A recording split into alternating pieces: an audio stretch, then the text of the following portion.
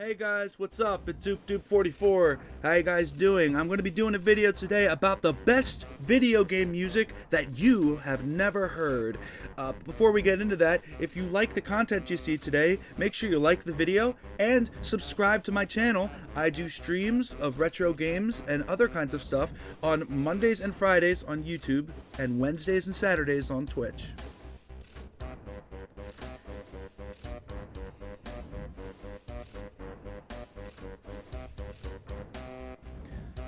So there is a lot of excellent, great music, video game music, coming out of the Nintendo 64 and of the retro gaming era, including the Super Nintendo and stuff.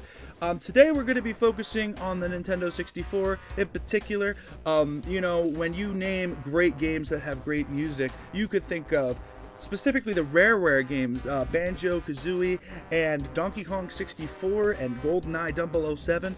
Which have some amazing tracks. This track in the background being the factory production music for Frantic Factory from Donkey Kong 64. The composer for this music was Grant Kirkhope, and I have to say Grant Kirkhope might be the best video game musician creator of all time. He made so many good tracks, but everyone kind of knows about him. And I don't want to talk about him today. As much as he's amazing, don't want to talk about him. Today, I'm going to tell you about a composer that you probably don't know about, from a game that you probably don't know about. And honestly, it is one of the hidden gems on the Nintendo 64, not just in music, but also in content. This is the story of Neil Voss and Tetrisphere.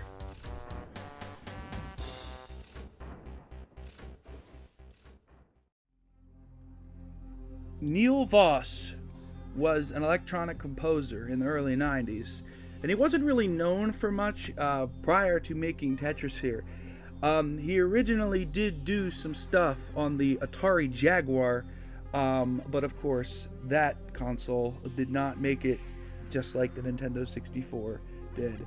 And so Neil Voss went looking around, and Nintendo got a hold of him and said, hey, we have this puzzle game. It's a completely new idea. We wanted to know if we could have your electronic expertise and work on this with us. And so Neil Voss created what I believe to be the best Nintendo 64 soundtrack that you have never heard of. And so what's so special about this soundtrack? And why Neil Voss? Why is he so important? Well, let's talk about this for a minute. Neil Voss was, of course, he was the composer of Tetrisphere, but the important thing about his soundtrack is it won Best Soundtrack of the Year from Nintendo Power in 1997.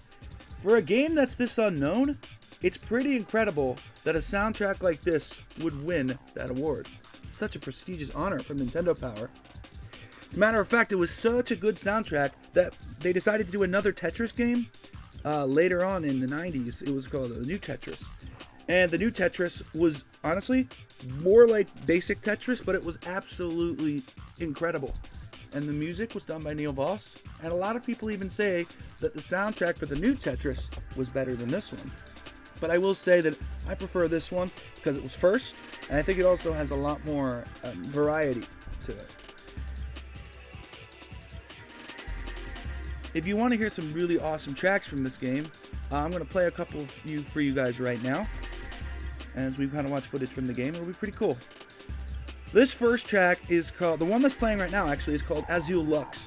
And you guys can listen to this right now.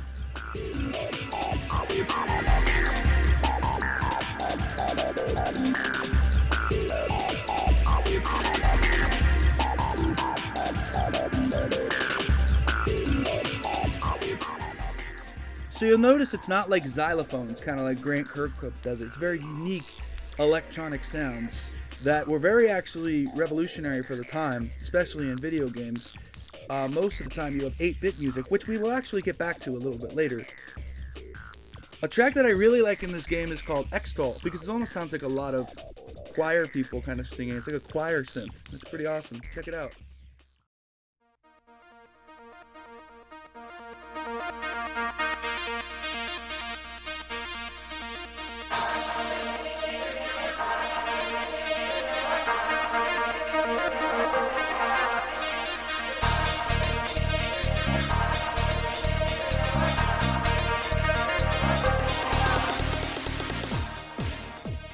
The samples that Voss uses here of this choir actually fits in really nice, and I really enjoy what he did with this song. It seems like you're like in a very meditative place when you're playing this game, trying to solve all the puzzles. As you've probably already noticed, there are a couple different modes in this game, like the multiplayer mode and hide and seek, and there's also actually a puzzle mode. There's also rescue, where you gotta rescue your friends from inside the ball. You play as different robots. But it definitely gets you in the mood to want to rescue stuff and put your best foot forward, this track, and that's why I really like it. Another track that I really like is called Complaint Confused. This one is amazing, I have to say. Let's take a listen.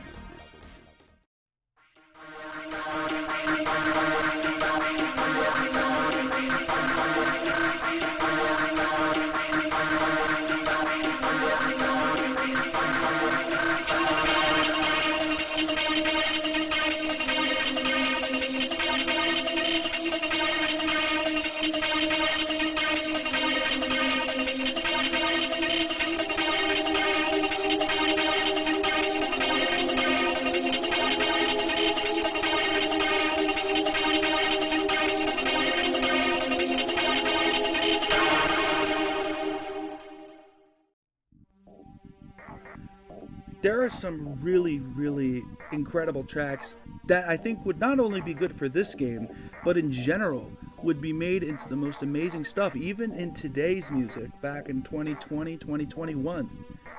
This track, I think, is one of them. This track that's playing right now is called T Gray, and I think it is the most diverse of all the tracks in this game. It never seems to repeat itself. It always continues random and pretty awesome drum beats. A lot of almond breaks in there.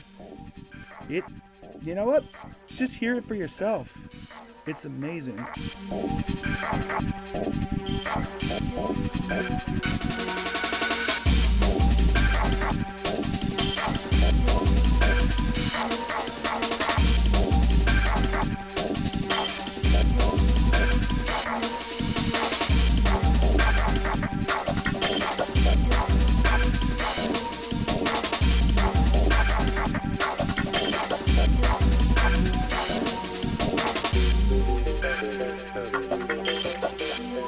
I can't think of any other word to describe T Gray than revolutionary.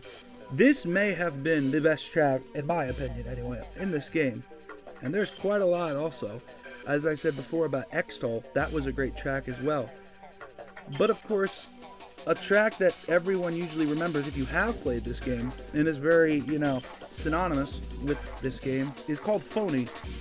Phony is a very interesting track as it's extremely upbeat, and it definitely wants you to play the game more and more and put your absolute best into it.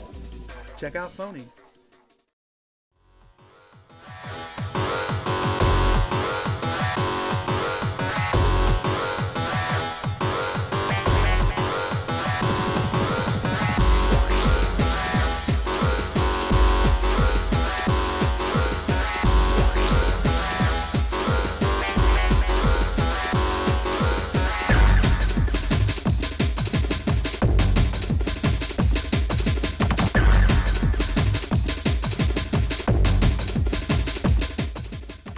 Now the crazy thing about this music that I'm playing is this isn't the only music that Neil Voss put on this game.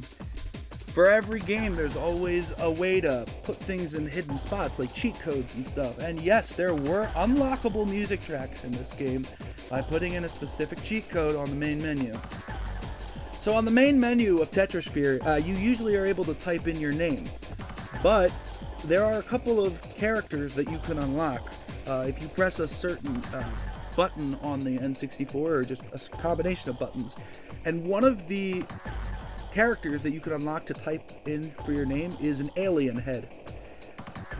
If you type in the word Game Boy, but replace the A with the alien head, you actually unlock a whole new set of music tracks that you couldn't access before. What's in common with these music tracks is that they're all 8-bit sounding. They all sound they could come from an 8-bit game. Take a gander at this one called Sappy. It sounds just like it could come from NES game or a Game Boy game.